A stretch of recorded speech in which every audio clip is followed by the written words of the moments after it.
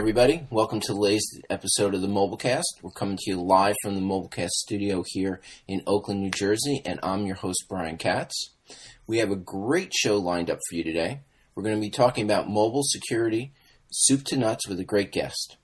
I'm really excited to have Rich Mogull here, CEO of Securosis and security analyst practitioner extraordinaire on the show today. Rich started in security when it was really physical security and moved on from there as an independent consultant, Gartner analyst, conference founder, and now CEO of his own company. Welcome to the show, Rich, and please introduce yourself. I think you did a pretty good job. So this is Rich. I've been covering security and mobile security for entirely too long. And do most of my writing over at Securosis. I also write some consumer stuff at Macworld, and I'm the security editor over at Tidbit. So it means I'm a little bit more familiar with on the Mac side than the Android side, but I do need to cover both. It's scary, Rich, but I've actually been reading you for as long as you've been writing. Oh, no. Those term papers really were not my best work. Yeah, when you started doing the Tidbit stuff and the Macworld stuff, I mean, I remember you from way back when. But what I find interesting about your bio, just before we get into some really cool questions, is like a couple other people in security, you actually started off in physical security, and I'm going to guess that you took some of those lessons to regular mobile security, all the security stuff that you do. Yeah, I mean, definitely. That's kind of, I've always had an interest in security, and in college, I ran crowd control for the University of Colorado as my student job. So I didn't run it the whole time I was there, but for part of the time that I was there, actually, I was 20-something years old, and I was in charge of security for events, at some cases with up to 100,000 people, as well as working a lot of concerts and stuff in the Denver music scene. So kind of an interesting background. Had a lot of fun doing it until I got really burnt out on it because you just meet a bunch of jerk roadies who, anyway, won't go there. And when I started getting involved with technology, I was just thus naturally drawn to security, and there were just a lot of parallels between the two. And I think, look, I've met you a couple times, and you even say it in your intro on your About page. But I mean, you're not a big guy. And yet, I know you've been a bouncer and everything else. And I think that actually has to do with some of the way you approach security and you handle it. I don't think you have to be the biggest and the baddest person there. No, you don't. But, let's be honest. You've met me after I learned a lot of hard lessons. So, yeah, for our listeners, I'm at about 5'7", and, somewhere between 140 and 150, depending if I'm focusing more on triathlons or more on lifting weights and martial arts, which is stuff I've done in the past. And, look, all it comes down to is knowing people, understanding people, because, as much as we tend to be very technology focused, computers don't kill other computers. People are involved there. And it's kind of understanding that human nature. And of course, there's a physical side of that, as well as understanding those differences of human behavior when you go online. Okay, so let's get started then. So, you've been doing this for a long time. Let's start generally and talk a little bit about the history of mobility and security, because, you started when there was no such thing as mobile. The biggest thing was, the compact machine and everything else that were the 25-pound machines with the flip-out keyboard and the green screen. How have you seen it transition? Yeah, I mean, big changes. And actually, you're a little wrong there. When I started mobile security, it was because I was an emergency responder as a firefighter and a paramedic, and having to worry about things like the press listening into our radio calls. And so, real different then. And then but let's be honest, you're focusing more on the digital side of things. And it's been an interesting evolution because, we went from surely forward, in some cases almost dumb technologies, where the focus was on the pieces that the user never sees, in terms of securing the radio network behind the scenes, and in many cases relying on security by obscurity. That's how a lot of the initial GSM security was, as well as some of and there basically was none for analog cell phones. They just made it illegal to do sniffing of cell phones. To the situation we've got today, where it is very much a part of everybody's lives, where we have devices with very sensitive information stored on them, and where the attackers, they just know there are a lot more people in the world with cell phones than there are with computers. And that alone, by like a difference of billions of individuals. So that alone is the kind of thing that only stupid bad guys ignore. Yeah, but okay, so that makes tons of sense to me. But how have you seen it move from I've been in this industry probably about as long as you, and I'm used to we protected the mainframe, and then it was we own the desktop, we would chain it to the desk, and it was too heavy to carry out anyway without somebody noticing, and then 10 years ago, 12 years ago, we started looking at things like encrypting the drive and doing things like that as we started moving to laptops. How have you seen that move to mobile phones and OSs and stuff like that? Yeah, it's been interesting. So there's a couple of things. First is there's a very wide range of differences between the different mobile phone ecosystems. Now, probably the biggest change has been the shift from being phone provider centric to device and operating system centric. So if you think about before the iPhone, essentially, yeah, some people knew what Symbian was, and some people knew about kind of the early operating systems, and there was sort of a mini app ecosystem and WAP pages and things along those lines. But everything was really very completely locked down by the provider, and users were completely reliant on the provider for any security. And the phones weren't generally used for data, except for idiots like you and me who would adopt the early technologies and sit there for 3 hours waiting for something to download over our a slow, not even GPRS. I'm trying to remember. What was the one? The slower? Now you're making me not even. Yeah. So you're going way back. I mean, I'm remembering when I had my first BlackBerry in '99, and those were the first thing they talked about security, and but as you said, they were all locked down. Yeah, and it was very different. So that was, BlackBerry actually did a great job. Very lockdown devices, message security oriented. And now we have app ecosystems, and that changes everything. Because once you allow the users to modify the device, that opens up an entire can of worms from a security perspective. And it's not that we haven't done pieces and bits and pieces of this before, but I'm a firm believer. The little anecdote. One of the guys that's one of our contributing analysts at Securosis, he likes to make fun of Apple for lack of innovation. He goes, because we've seen all these pieces before. And I go, you know what? That's fine. Yeah, somebody may have had the idea first, but when a company is actually able to implement that and distribute it at scale, that's a different kind of innovation. And that's kind of the world that we're in today and we're dealing with, where there's been this massive disruptive change through the combination of mobile devices and cloud computing and the app ecosystems, as well as just how these things have integrated with people's lives.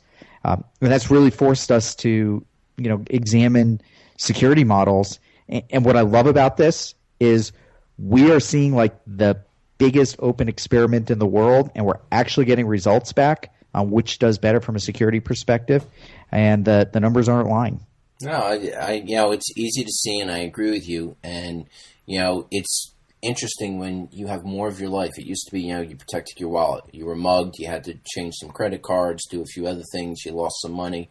These days, you may have that information, but you may have a ton more on your device, and it's a whole new world. Yeah, exactly. I use 1Password on my devices. I have every password, every system I have access to, except a couple. We have web browsers. We have, I don't care about contacts and photos. I mean, that's the minimal stuff.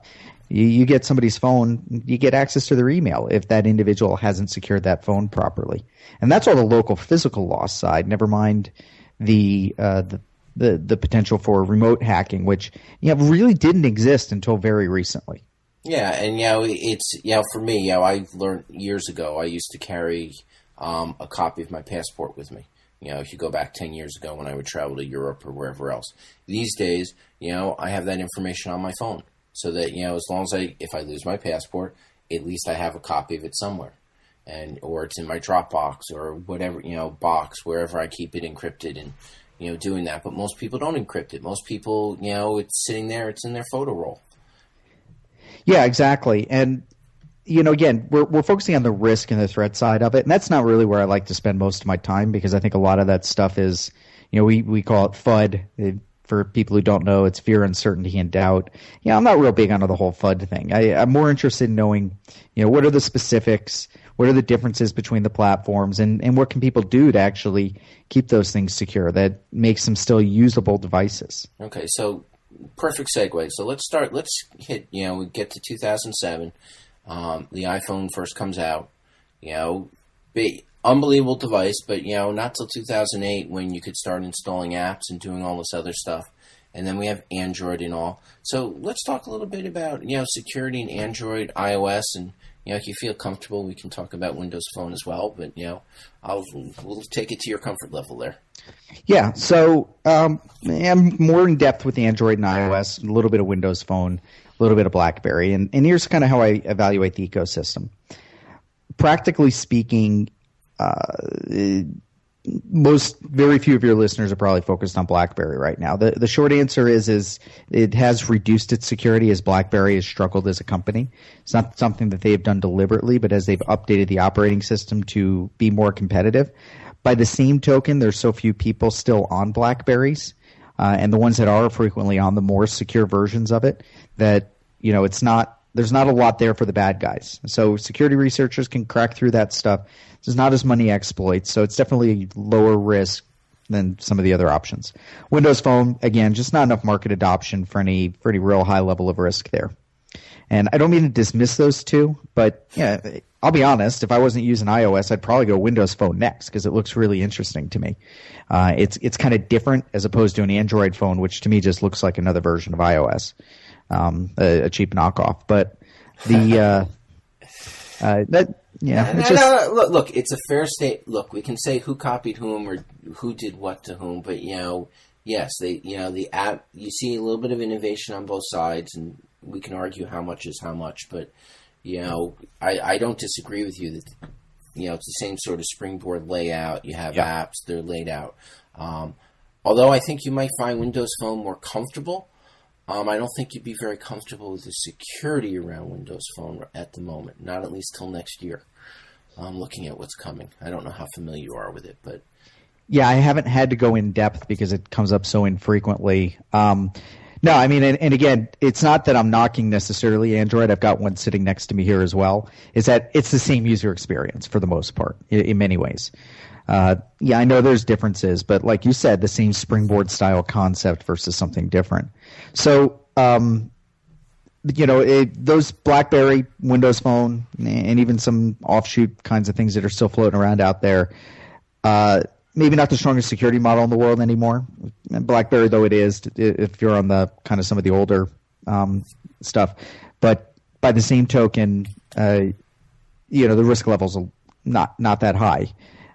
Because of the lower adoption rates. Now, clearly, iOS and Android are dominating the landscape. And, this is where we're seeing some very, very interesting differences across those platforms.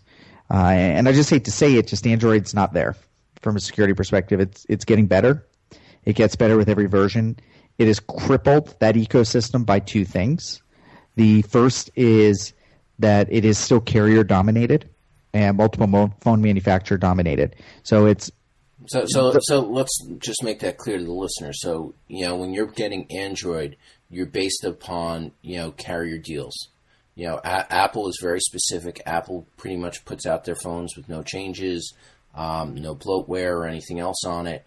Whereas on Android, you have a Verizon model, you have an AT&T, Sprint, T-Mobile, Vodafone, Orange. We could go on and on. Yeah, it is. Not just the branding, it's the fact that they make very deep changes to the operating system. And in many cases, the biggest problem is fragmentation, and they do not tend to support those phones over time.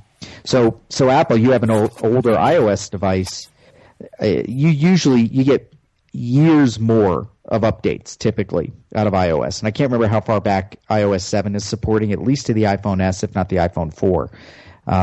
Probably, I think they may be dropping the 3GS. You might know that better than I. They're dropping the 3GS. They will support the 4, although they won't. So obviously, like they do with every time they come out, they don't support every single feature. Yeah, so they're, from a security perspective, though, they're supporting updates. So that's effectively 4 generations of phones that are going to be supported, and the 4 has been out for a few years now. You don't get that with Android typically, unless you've managed to buy one of those stock. I think one of the ones basically from Google. Those are not supported. So I have an HTC One V, and it wasn't updated. I can't update the operating system, a year later. on Yes. that phone. So, unless you buy the Nexus brand of phones directly from Google, or you get the HTC One or the Samsung Galaxy 4 that you can also get directly from Google, Yep. they aren't upgraded until both the OEM, the manufacturer, HTC or Samsung, Motorola, etc., updates it. But those updates then have to go through the carrier, and the carrier has to agree to push them out. Major issues that Google's had for a while now. Yeah, and they don't do that very often, and it's really difficult because I wouldn't be able to criticize Android as much, and there's some just massive vulnerabilities on the platform we know are not getting fixed. And that's a big issue, big enough that, and we know that there's active exploitation. So that first issue is the fragmentation and the lack of updates.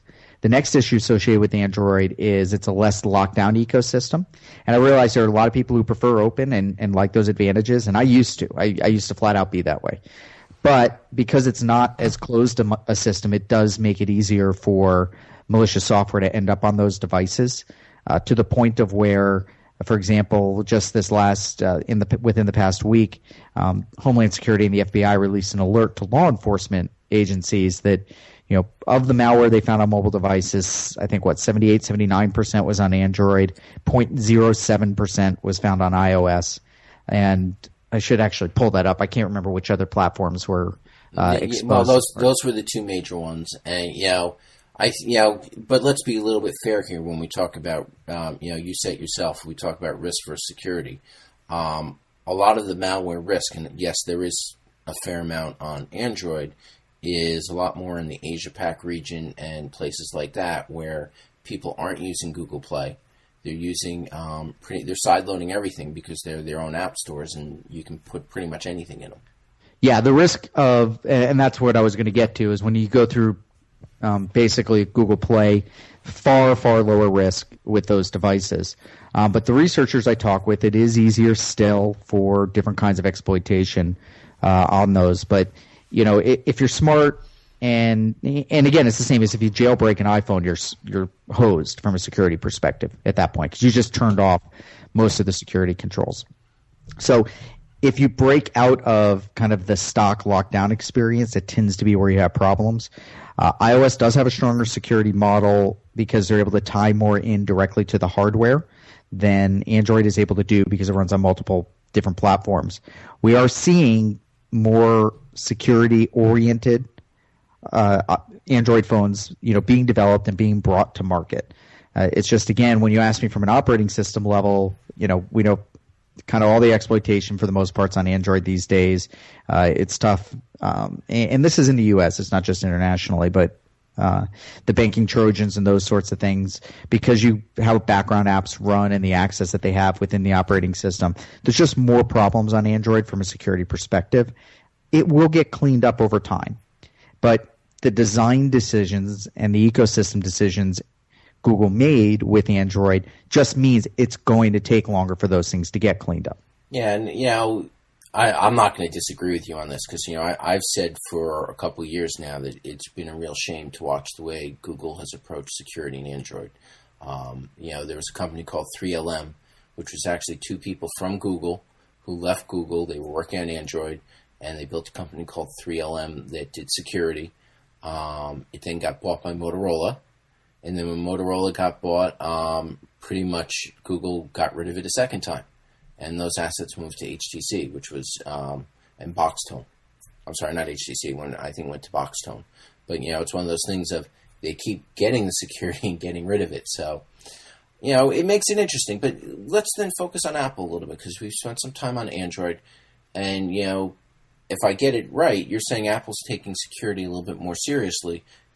Can we talk about that evolution? Because I know that, having watched it, it's gotten more and more, starting with, pretty much the 3GS, had a little bit, then a lot more with the 4, and then the 4S and the 5.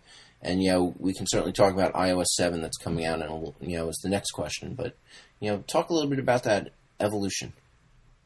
Yeah, so when Apple first released the iPhone, I was still at Gartner working as an analyst at the time, and I was one of the people saying, the iPhone isn't enterprise ready, and security is a big reason for that. And for the first couple of versions, that was very true. we are. It was around iOS 4 or 5 that things really started clamping down a little bit when they opened up to apps, as well as once you hit the iPhone 4S in particular. So the 3GS, they first started putting crypto chips on. But really, by the time they got to the 4S is when some of the security, the hardware aspects of security with the A5 chip really got kind of locked into place. And that's really, there's a couple of things about iOS. It is more locked down, and sometimes that is annoying. And sometimes, there's things as a power user, I wish I could do that I can't. But it is right now the most secure platform. And the reason being is more is tied into the hardware. Everything is code signed. There's a lot more encryption options and default encryption built onto it. Apple is focusing more on trying to drive the users to using things like passcodes, as well as they've got opportunities, different kinds of security containers that administrators can implement there. So we can go into the details. I don't know how technical you want to get on some of these things, but they've done a good job. Now, if you don't put a passcode on your device, you might as well forget about it. I mean, you throw most of that security away. But there's still some of the compartmentalization between apps, which helps quite a bit. And it stinks because that's what makes some of the things I wish I could do on iOS so difficult. Share information between apps, do some of that stuff that, kind of when you multitask, I'm going to guess. Because trust me, as much as I like Apple, I run into the same things. There are things that I can do on my Android devices that I wish I can do on my Apple devices, and vice versa. Yep. Sometimes I wish I could just take the two and meld them together. Yeah, I mean the lack of a single file store is pretty high up on that list. But the advantage is then nobody can sniff your data. You'll notice a lot of the kind of data sniffing things that occur, not sniffing, but an app getting access to data. It's always the same things. It's contacts, calendar entries, the photos, reminders. It's the common things that Apple exposes for multiple apps to be able to gain access to. And even then, you still have to approve access to all of those as they've added more and more privacy controls. So you can actually get on a per app basis restrict access to those different things. So the elimination of that shared central file system, essentially. I mean, there is one there. It's just everything is isolated into app specific containers. It has really reduced the risk of data leakage on those devices between different applications. So that's been kind of nice. And you combine that with their approach to encryption, and it's in pretty good shape. And then you have the other piece that, Apple started with iOS 4 and 5, where they pretty much started exposing APIs for, what we call MDM, mobile device management and the like, so that companies could actually enforce that and put some security there. I still think that's a little bit of legacy thinking where it's controlling the device versus looking at the data. But, that's a forward-thinking piece, which you're seeing, everybody else has kind of glommed onto and started doing. Yeah, I mean, well, anybody that wants to play in the enterprise has to have some level of MDM, and Apple keeps exposing hooks, and Android's exposed hooks there as well. So, that's not just the MDM, but Exchange Active Sync as well, which is like the poor man's MDM, which can be handled separately. And they keep improving the configuration and the profiling, and there's more stuff, some of which is public, that's been announced for iOS 7 to kind of enhance that, as well as some changes in terms of data flow with iOS 7, which I think are going to be quite interesting. So let's use that to start. And we're both covered under the NDA. There's stuff we can talk about and can't talk about within iOS 7, at least for another 2 weeks, it looks like. But what can we say about iOS 7? I mean, we both sat through the keynote. And there's been a bunch of stuff that they've revealed on their web pages and all. What do you see in iOS 7 that really excites you and, where you think it's going? Yeah, so this stuff's all public. This was all announced, so I'm not going to talk about anything under the NDA. And in fact, I've been using it. I have not actually done the research on the underlying on how all the underneath stuff works, so I couldn't violate the NDA if I wanted to, I don't think, when it comes to the security on the devices. So there's a few things that are public. The first is that's very interesting. So I've talked a bunch about how, and I've written some articles about how Apple is approaching security differently in the sense that they are looking at it as a user experience issue, not merely a series of technical controls. And that's why I was pretty interested that they basically introduced keychain synchronization. So that's something technically they synchronized the keychain before, which is where all of your passwords and encryption keys and stuff are stored. But with iOS 7, and this is announced, as well as OS 10 10.9, within the Safari web browser, if you put in a username and password, that is stored and securely synchronized to all of your other devices. I think for now you probably use 1Password like I do, I absolutely. I happen to love 1Password, and in some ways, I would kind of hope that there's an open API there that I can actually push some of that stuff back and forth, with Safari. But that's just me being hopeful.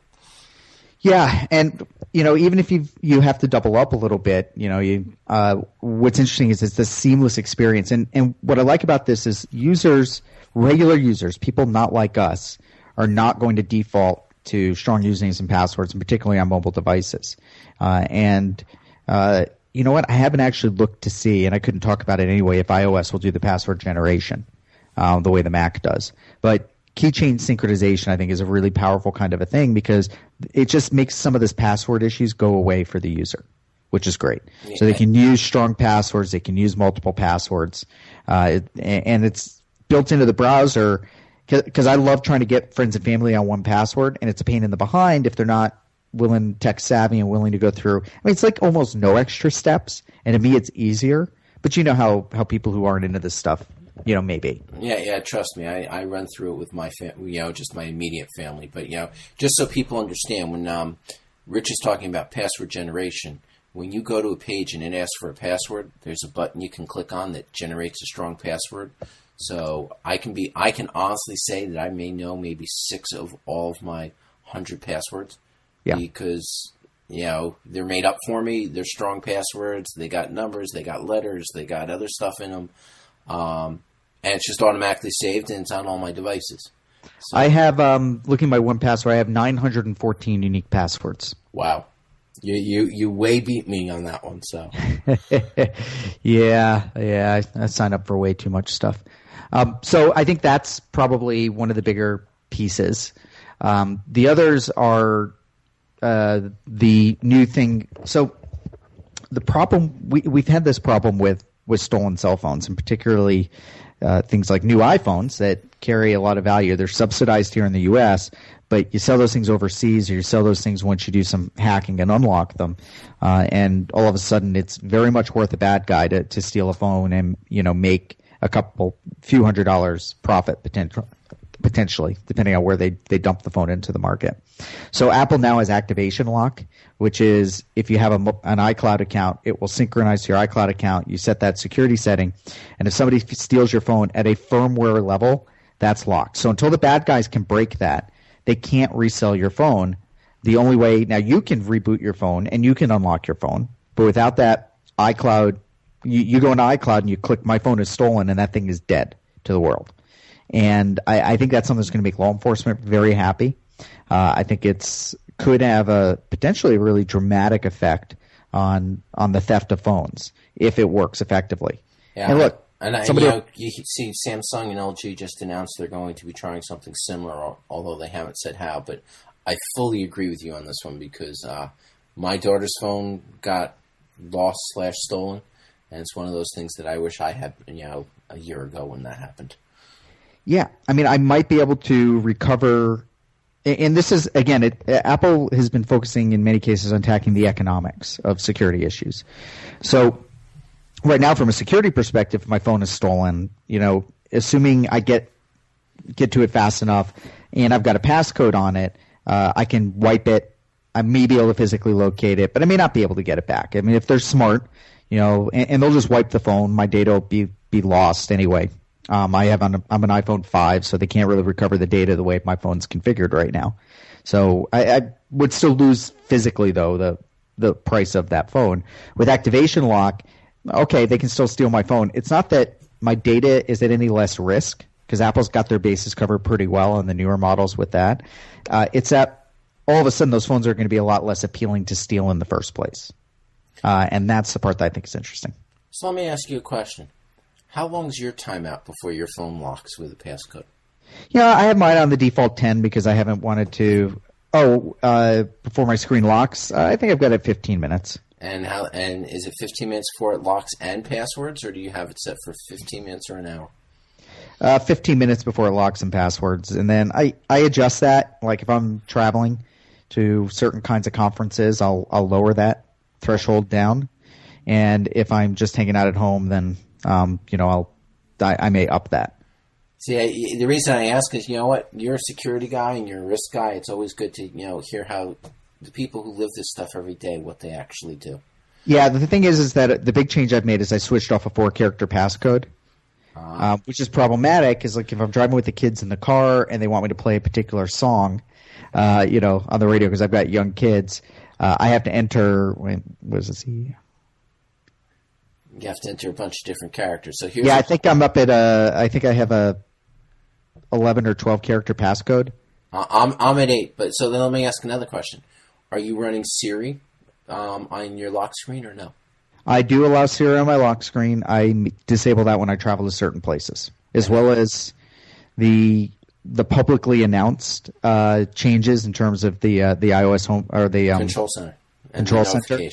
I do run those open when I'm normally traveling. The thing is I am psychically connected to my phone, and if that's out of my vicinity, I will probably get to it very, very quickly, and lock that puppy down really, really quickly. But yeah, again, I mean, there's a little bit of risk that I'm accepting there. I use those features so extensively, though, that it is, and I think the overall risk to my data is low enough that I'm okay with that. Because really, no one's going to get to my email through that mechanism. They're only going to be able to get to certain other aspects of my phone. So that's why I'm okay with it. Okay, that makes sense, and that's great. That's great for the listeners to hear and hear how someone who lives this every day actually deals with it. And Brian, the last thing is half the reason I change my settings when I travel to certain kinds of conferences. It's not that I'm worried about bad guys, or if I'm traveling to certain. You're worried about friends. I'm going to guess. I am. I got a bunch of security friends. They like nothing more than to screw with each other's phones. So. Well, it's just like at work. If you leave your laptop unlocked, you're going to end up IMing somebody. Yeah. And it's not going to be pretty. So, we've seen that at work, and we do that to each other every now and then. So, a couple more questions. Don't want to take up too much of your time, but you actually wrote an excellent article. It was titled Apple Security Strategy, Making It Invisible. And, it really resonated with me. I remember reading it when you first put it out about a month and a half ago. And can you talk about this? Because I look at, the gist of it as I took it was, Apple's trying to make life easier for people. It's not just security for security theater's sake or anything else. It's building security into what we do every day without necessarily making it our day more difficult. And you made a case for the fact that this is the right way to do it and that everybody's got to do it this way. Yeah, I mean, it's hard. So really good security guys, just like any software developers are engineers by nature, even if you don't actually have formal engineering training. And you focus on the technology and you focus on, making the features work and understanding it. But it really, one of the biggest obstacles to effective security is you create obstacles to how a user wants to interact with a system or with a piece of hardware or software or whatever. And the way I like to say it is, and it comes from Gunnar Peterson, a good friend.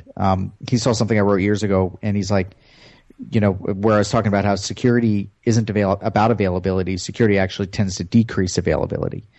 And Gunnar said, every security control is a denial of service attack against the user.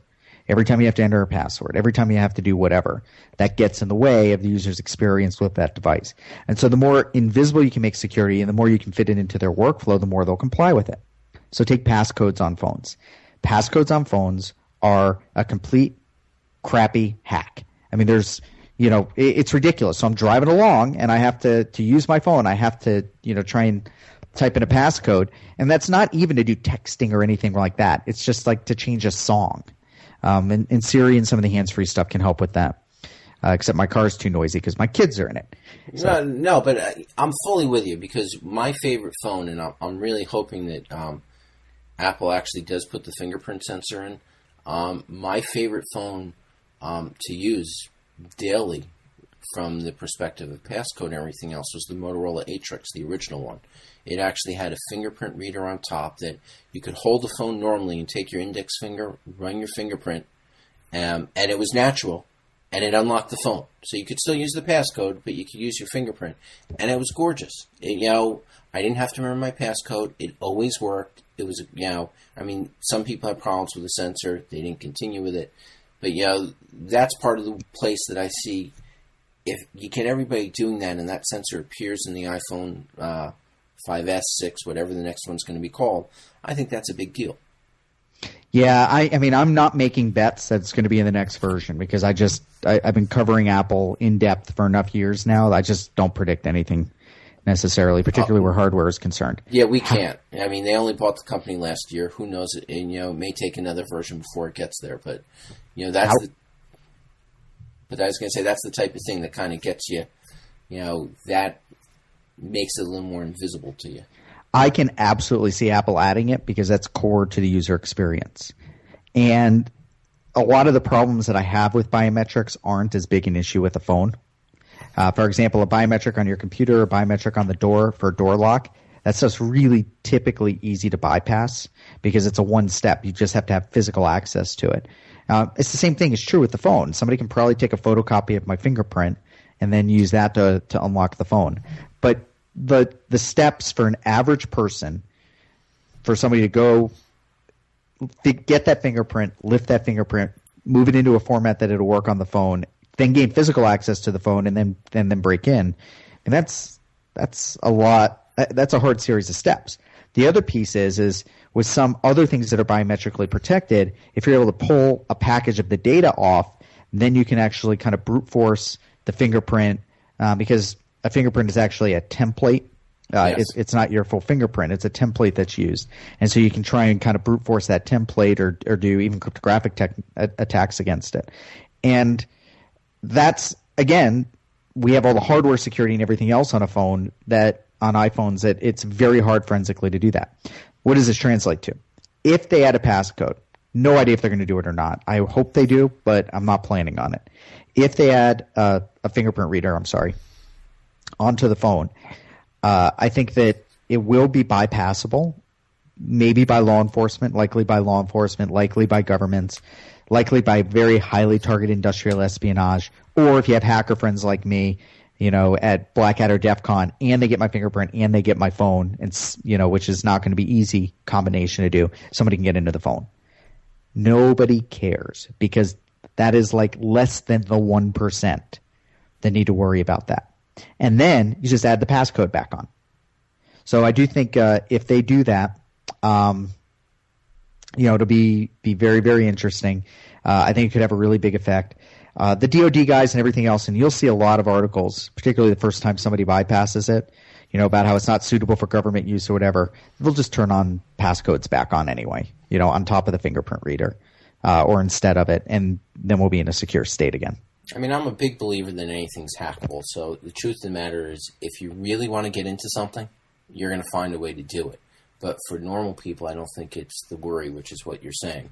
But, if we get back to the original premise, it seems to me what you're really saying is security really needs to start looking at usability too. Yeah, absolutely. And be looking at usability as the primary or, as one of the top 2 or 3 factors when you're developing a security control. Okay, so thinking about that, what's next? This has been a great conversation, but really, what do you expect to see next in the next couple of years? We're not going to go 10 years out, but, we're talking fingerprint readers, we're talking some biometrics. What other stuff do you think we're going to see? Yeah, I think we're going to continue to see the implementation of strong sandboxing, and I suspect some alterations around cloud services and the ability to kind of better share data and in kind of a more seamless way. That's a really handicap on iOS, and I think there's ways to manage that. We are, and just the continual cat and mouse around the hardware. In terms of major features, for the most part, I think we're past that. If you really look at the security issues on these devices, they're somewhat minor these days. The big low-hanging fruit for the most part has been addressed. The areas that haven't been are areas that actually are kind of addressed. For example, concerns around encrypted communications. You can't have an encrypted voice call. Actually, that's built in on iOS, FaceTime. You can do FaceTime voice, and it is an encrypted end-to-end voice call that technically Apple might be able to put something in the middle, but not in an easy way based on the architecture of that. So it's not quite as secure as something like Silent Circle or Wicker, but definitely more secure than an open voice call. I'm kind of stumped when you ask that question a little bit, because I think the biggest thing is dealing with the passcode issue right now. And then it's sharing credentials between applications when it's needed. And, Apple's announced some things to move in that direction a little bit, and that's a careful one to be moved into. But yeah, I don't know. I'll agree. You got anything on your radar screen? Well, I'll agree with you. I think single sign-on is huge, and how that happens is going to be very interesting, how it plays out, especially within the enterprise. Yep. I'm starting to think a lot about contextual computing and looking at things like Google Now, Siri, Tempo, Donna, those sorts of apps that are, they're looking at your calendar, they're looking at LinkedIn, they're looking at your contacts. They may be looking at 5, 6, 7 apps, and they're trying to, help you with your day. But that becomes real interesting when you start thinking about, A, the security model around the apps, B, the security model around the information itself, and how do I still want those alerts when the phone's locked. I want the phone to tell me when I'm in the middle of the meeting, you need to start packing up and leave now to get to your next one. And by the way, here's who you're meeting and everything else. And, I think that the security and the pieces around that are going to be huge, because I think contextual computing is the real next big thing to kind of hit this stuff. Yeah, so what you're calling, contextual computing, to me, is just another cloud service. And you asked me on the mobile side, and that's kind of where I was a little stumped, because on the mobile devices themselves, particularly in the Apple world, I think, first of all, we're going to see Android continually moving closer to the Apple model and adding similar kinds of capabilities. On the Apple side, maybe a little bit more management functionality for enterprises. We've seen that actually already start, as well as the single sign-on you mentioned, hopefully a fingerprint reader at some point. But the securely managing those cloud services, that's cloud security, another area I spend most, cloud and mobility is where I spend most of my time these days. That's a whole different world. I think that's and a different set of problems. I could talk for weeks on end. As a matter of fact, I teach training classes on it. So, yeah. Yeah, so I think that'll make it interesting. I think it's how those interact and what you actually do on your device versus in the cloud becomes a whole nother piece, especially when you're talking enterprise versus personal information. Yep. So, yeah, I think those services and the security of those services is going to be critical, and absolutely an area that's one area I haven't quite seen everything I would like to out of Apple. So they're great on a lot of places, but the services side, I think, they're still a little too opaque there for my liking. Oh, we're going to have to wait till they get a little less opaque, and then we're going to have to do another one. And maybe what we'll do is I'll talk to Brian and Aaron, and we'll put you on the Cloudcast, and have another one of these wonderful security conversations, combine all three. Rich, I got to thank you. I mean, you spent over 40 minutes. This is probably one of the longest Mobilecasts we've done, and this has been an absolutely awesome conversation. And, great starting point, and, getting into some of this stuff with what we've been talking about with security and everything else recently. So, Rich, thank you so much for coming on. No worries. Really happy to be here. And, we'll put it in the show notes and everything, but where can people follow you and, read your stuff? You can find me at Securosis.com, Securosis.com, and most of my sort of general audience security stuff, particularly around Apple and Android, appears at Macworld and at Tidbits. Excellent. Thank you so much, Rich. I appreciate the time, and thank you, audience, for listening to another episode. If you have suggestions, topics you want to hear, stuff you want to see us talk about, please send us notes on Twitter, email, hit the website, and we'll be talking to you next week.